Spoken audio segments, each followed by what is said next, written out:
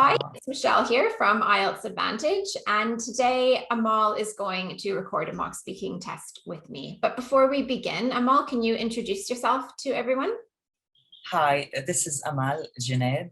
I'm originally from Syria. I'm a physician, I'm ENT surgeon. I used to live in Dubai and work there as well as a physician. I migrated to Canada recently, and I'm trying to get my license here to be as a licensed physician in Canada, in Toronto specifically. And I need the IELTS. I need 7 in everything. What's hardest for you with speaking? Is it fluency and coherence, vocab, grammar, or pronunciation? Sometimes maybe when I leave myself only just to speak naturally, just make it like friendly conversation with the examiner or during the mock, it would be much easier for me. But when I have to remember the bullet point and then I have to remember, did I go for the past? Did I use the future? How about the conditional? This will make some interruption in my fluency. Yes.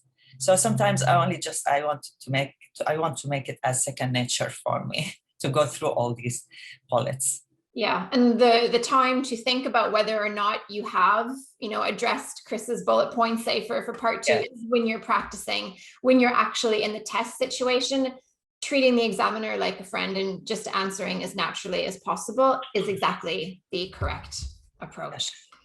So we're going to run through the speaking test the same as it would happen in an actual speaking test. The only difference is that I'm going to take some notes so that I can give you some feedback at the end. Of course, the examiner in an actual test doesn't take any notes except they jot down the time. That's it.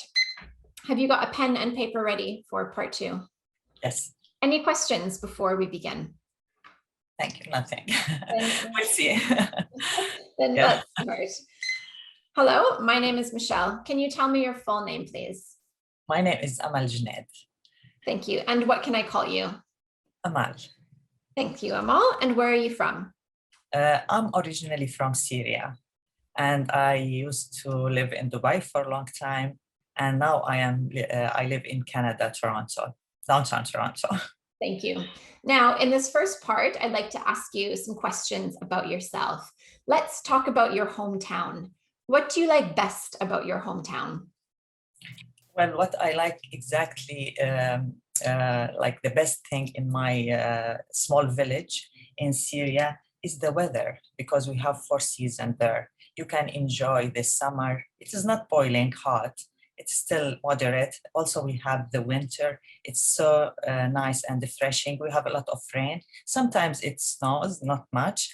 And we have also the blooming spring, and we have the fall.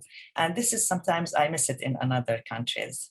What did you enjoy doing in your hometown when you were a child? Playing with other children in the fields there with the grass and the flowers, and we have the river down the field. It was very nice memory still in my mind. Do you have a favorite place in your hometown to go at weekends? Not really, because it is very small town, and most people there, they enjoy sitting together, congregate and chat, and sometimes have nice food. We have one coffee shop all over the town, actually. Is there anything you would like to change about your hometown? Well, yeah, if I can make some change there, I maybe would add libraries, because we lack libraries in that small place, and it's really important for children and for future education. Now let's talk about taking photos. How often do you take photos? Well, to be honest, I don't take photos like in regular basis, but my children like to take photos, and they like selfie, and sometimes they include me in that photo.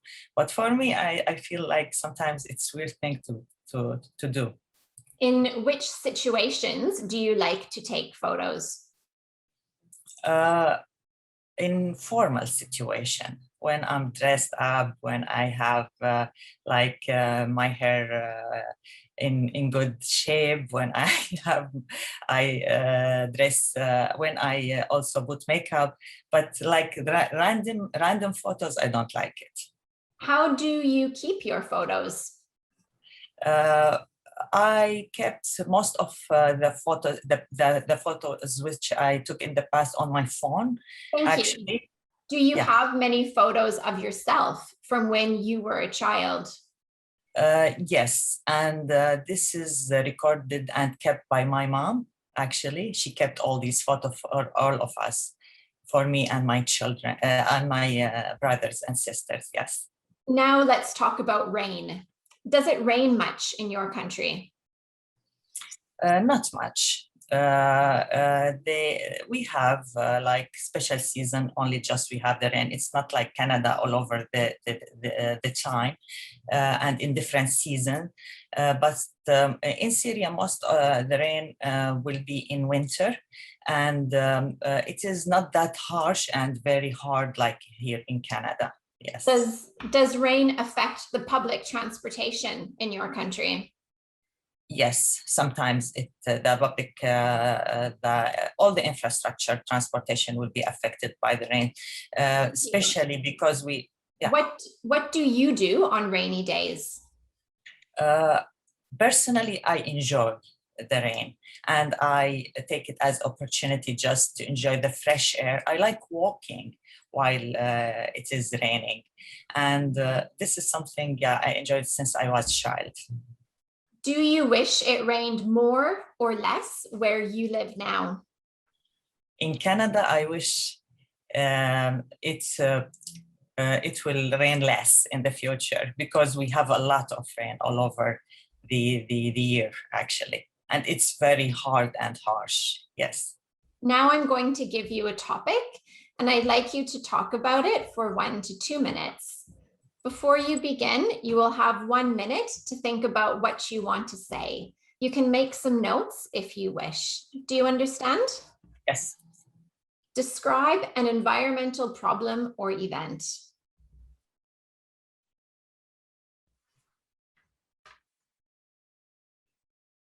All right, remember, you have 1 to 2 minutes for this, so don't worry if I stop you. I'll tell you when the time is up. Can you start speaking now, please? Yes, today I'm gonna talk about air pollution. It is one of the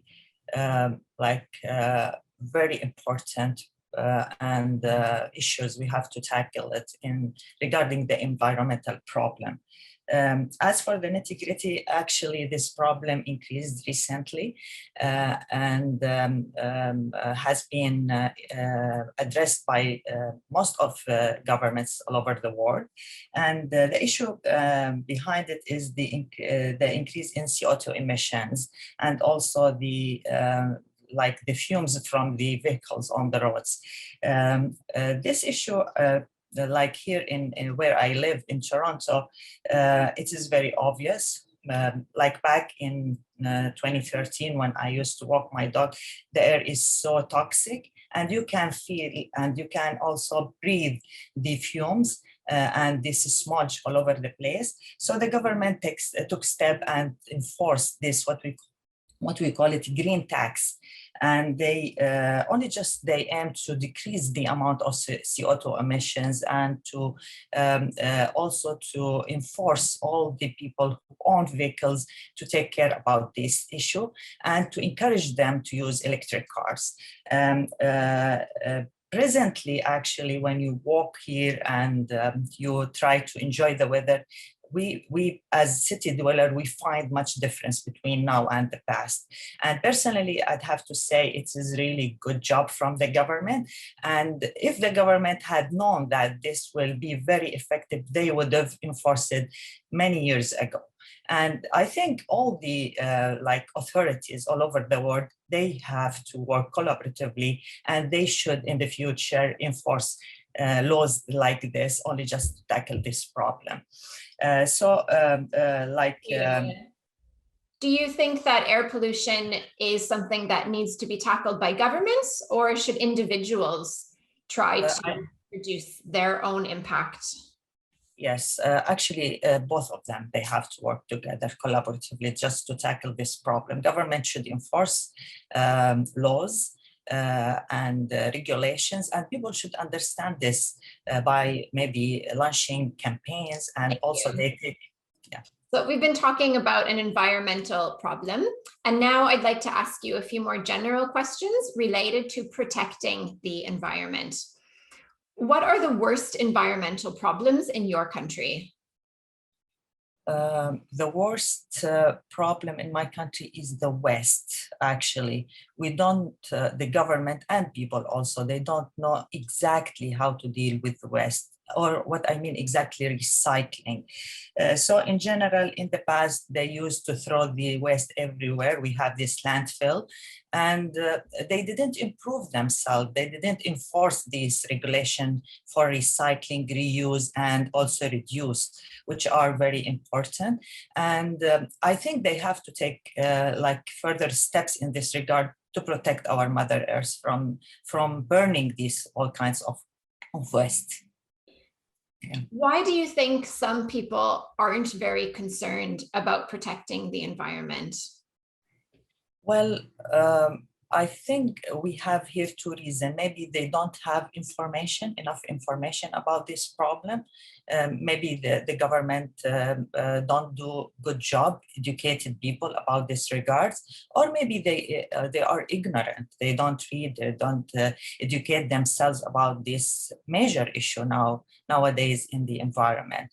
And to be honest, I found that most, like the majority of people now, they understand this issue and take responsibility only just to protect the earth. Do you think money should be spent on protecting animals' natural habitats? Well, yes, definitely, I believe so, because we and animals and all these, we are creatures and we belong to the earth, and all of us have the right to live and to be protected. So I think it's cruel to do something otherwise. We have to protect all the animals there. Now let's move on to talk about water pollution. Is water pollution a problem in your country? Yes, I think so. It is very major. It is a really major problem in my country. And the reason behind it actually is take all these waste in and also the garbage, rubbish in the main rivers or seas, which is really, it is something unhealthy for all citizens there in that area. What can individuals do to try to keep water clean? Well, they have to understand that they need water. And at the end of the day, if they didn't protect their natural resources of water, they will end up with big problems. So they have to tackle their issue. But the major, like the responsibilities should be on the government, because this is where all people can understand and work together with their government to avoid these kind of behavior. Do you think that issues with water cleanliness will improve in the future? Well, I think so, yes. Yes, because in certain countries, like where I used to live in Dubai, they have scarcity of water. They don't have enough fresh water. Only just they depend on using the sea, which is salty. They only just do some chemical like treatment for the water, and then they get this to be drank by them. And it's so expensive over there. So yeah, I think all these measures will be taken in the near future. Thank you. That is the end of the speaking test. Oh my God. I did horribly. Why do you think so?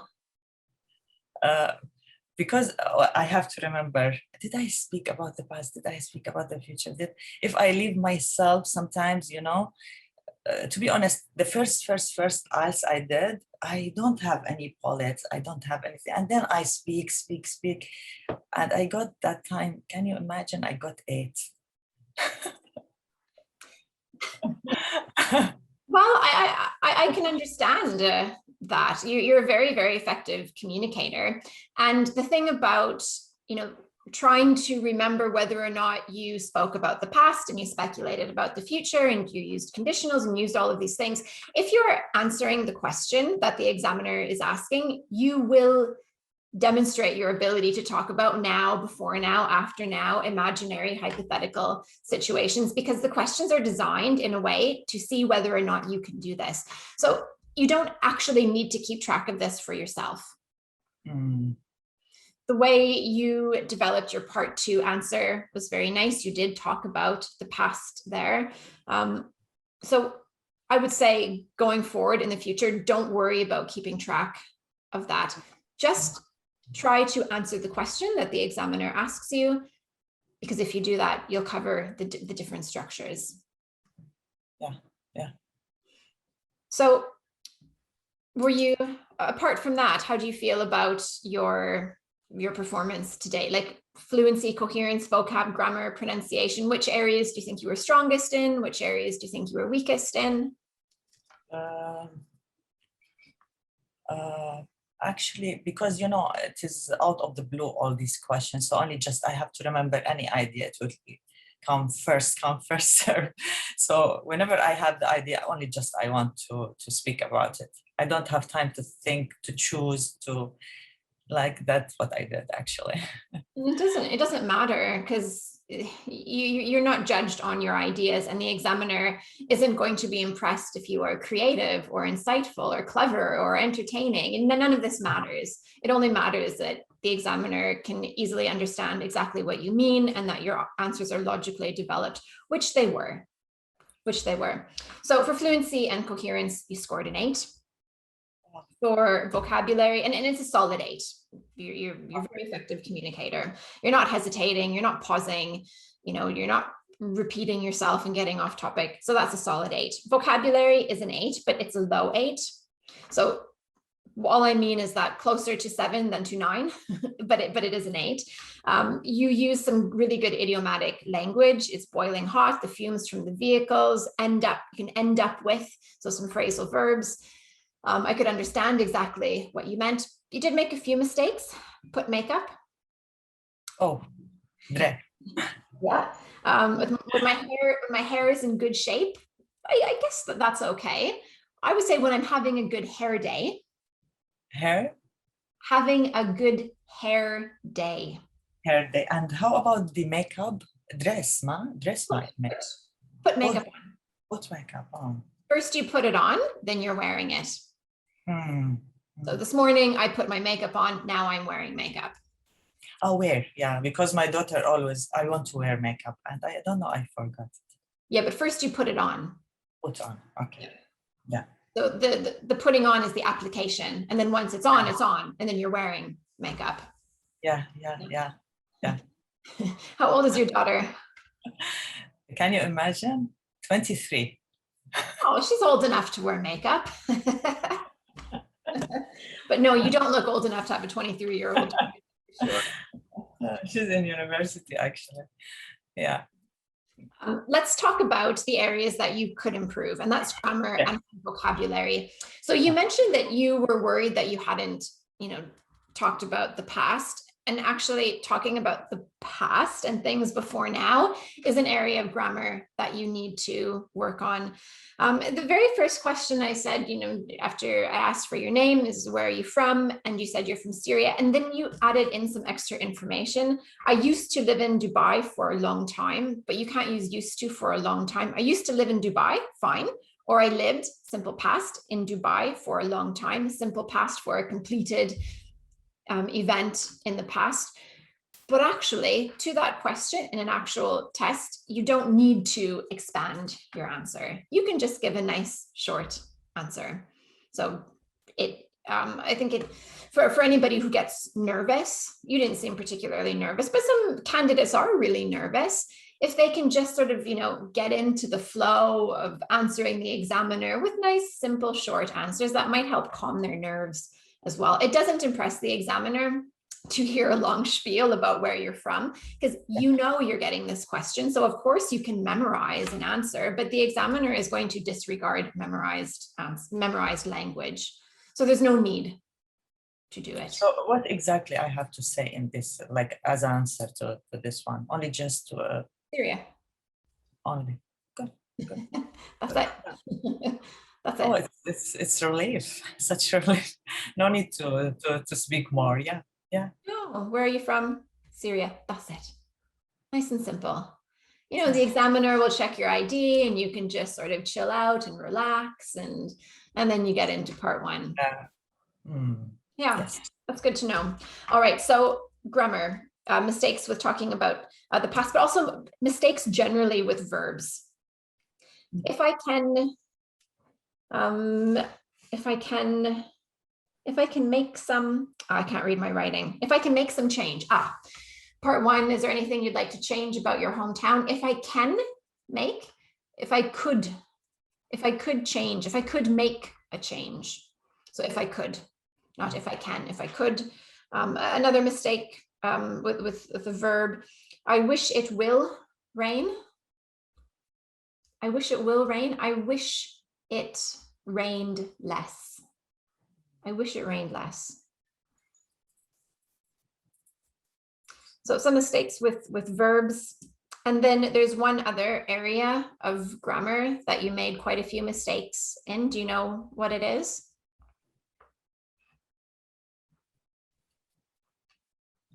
I don't know. The conditional was good, I guess. The future, maybe. Well, we can think or about imaginary situation. Yeah, we can think about verbs. So as one key mistake. So really work on being able to, switch flexibly from talking about now to before now to after now to hypothetically. So work with your control of verb tenses and modals. So that's one key mistake. The other is plural nouns. For season. Yeah. My children like to take selfies. I like to take pictures in formal situations. The government took steps. So watch the plural nouns. Your grammar is good. It's not confusing. None of your mistakes make it hard for me to understand what you mean. But if you want to score an 8 for grammar, you can't have any systemic errors. Systemic errors are the kinds of mistakes you make again and again. And if you have any of those, you will not score an 8 for grammar. So if you wanted to score an 8 for grammar, you'd have to work on verbs and plural nouns and fix those mistakes. A little bit of first language interference. So your first language is Arabic. Yeah. So be careful where you use just. Just we have. Just they depend on. Just comes before the verb. They just depend. They just have. We just have. So be careful of where you place the adverb just and always. We don't front the sentences in English with just and always. Not always we do this, but we always do this. Not just we have to, but we just have to. Also, yeah, that was it. That's the main sort of thing that I noticed that's most likely carried over in Arabic. Yeah.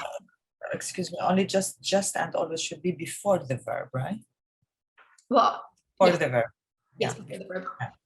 Or after an auxiliary verb, if there is an auxiliary verb. She is always stealing my lunch. Yes. So you scored A7 for grammar.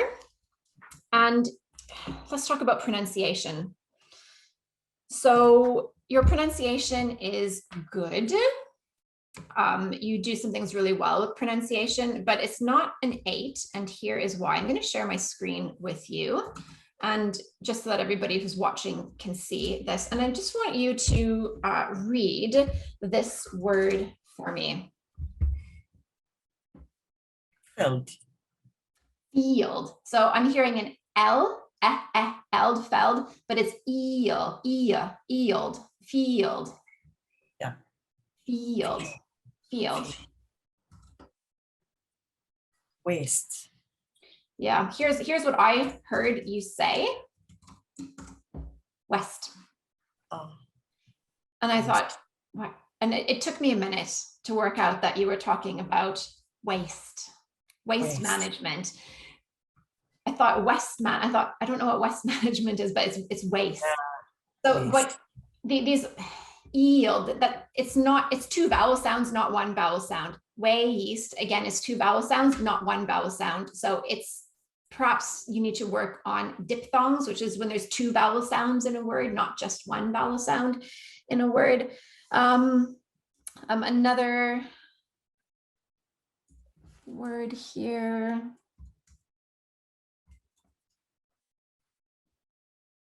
Creature. Yeah, that's fine there, but it's really field and west. This one in particular, because it caused me a little bit of confusion, would stop you from getting an 8. At a band 8 level for pronunciation, there shouldn't be anything that's confusing for the examiner. Let's just talk about another word. Can you read this word? Enjoy. That was better. Major. Yeah, Major. you're doing it correctly now with a j, but when you were speaking, you just said je, which again is something from Arabic. Major, enjoy, gym instead of gym. I enjoy going to the gym, not I enjoy going to the gym. So it's the j, the d, j. So work on that sound. And then I noticed a few mistakes with the p, b sound, again from carried over from language. Normally, pronunciation mistakes are always because of our first language. Yeah. Only just one question for the major and enjoy. What exactly I have to like? Okay, so you were just making the j sound. J. Try putting the d sound, like d, before the j. Oh. So it's d, j, j. J. Yeah, got it. So, but what you do before you make the j, because when you make the j sound, sort of the middle of your tongue is at the top of your mouth. But when you make the d sound, this is your mouth and this is your tongue and this is your teeth. So this is d, d, d, d. So it's major. So you need to put your tongue up behind your teeth at the beginning of the sound. Yeah. And then you can make it. So it's a 7 for pronunciation. Lots of good things, but you need to work on those few individual sounds. So key mistakes. Key mistakes are plural nouns, verbs, and those individual sounds. Yes. Yeah.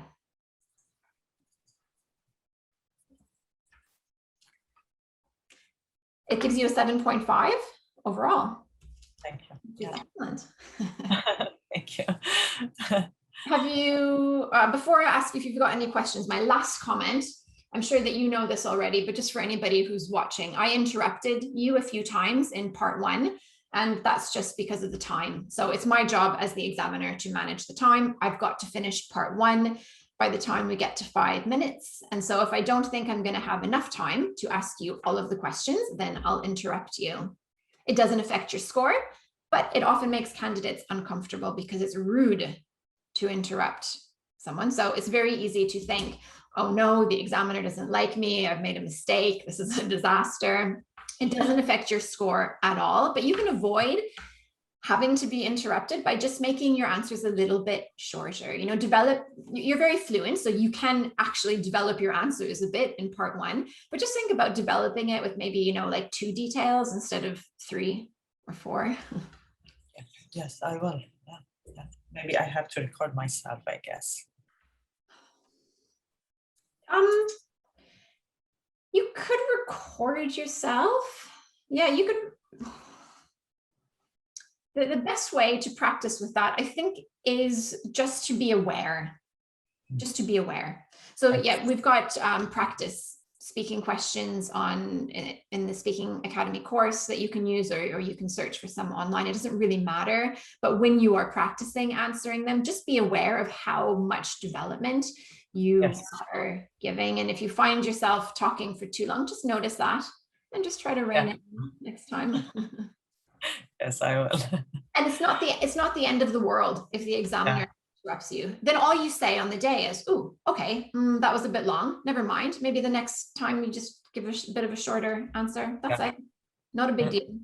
Yeah, good idea. Yeah, I will. Yes. Any questions? Just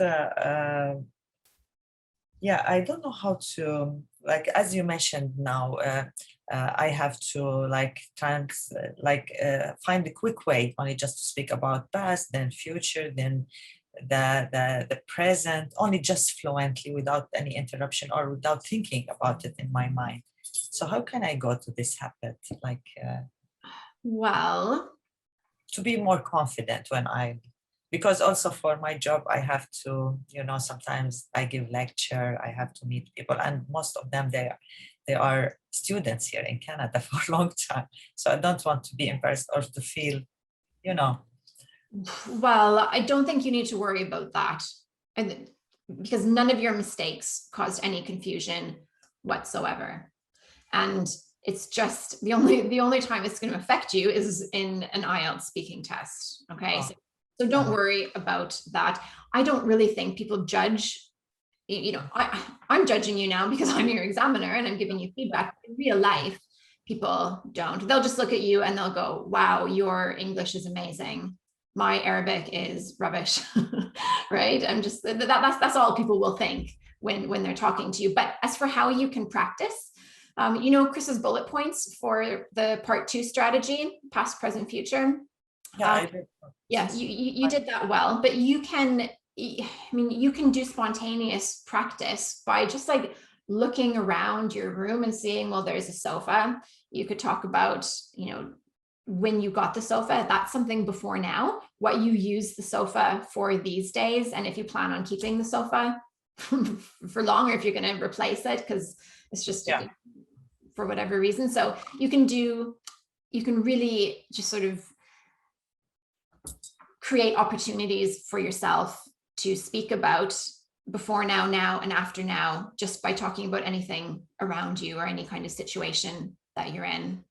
Yeah, good idea. Yes, for sure. Yeah. Any other questions, Amal? Oh, if you can make your life for the Cambridge task 2 in my time, because I love your lesson and always all the time I follow it, but it is recorded because the way how you explain, and really and when you put this advertisement, I said, oh my God, yeah, I'd be very lucky to to be interviewed by Michelle, because really I look up to you all the time. Oh, your that's lesson, so nice. That's so nice. So amazing, really. And the way how you explain and how you make everything easy for us, it's really very appreciative. I'm so happy to hear that. I'm so happy to hear that. Yeah, my live Cambridge practice lesson is at 4 in the morning Toronto time. Yeah, that is way too late. There might be some changes coming with the daily live lesson schedule in the VIP community. I can't promise anything. Of course, yeah, I know, I understand. Watch out for that. Thank you very much for this opportunity. I appreciate it. Thank you. Thank you. And have a enjoy lovely the rest of your day.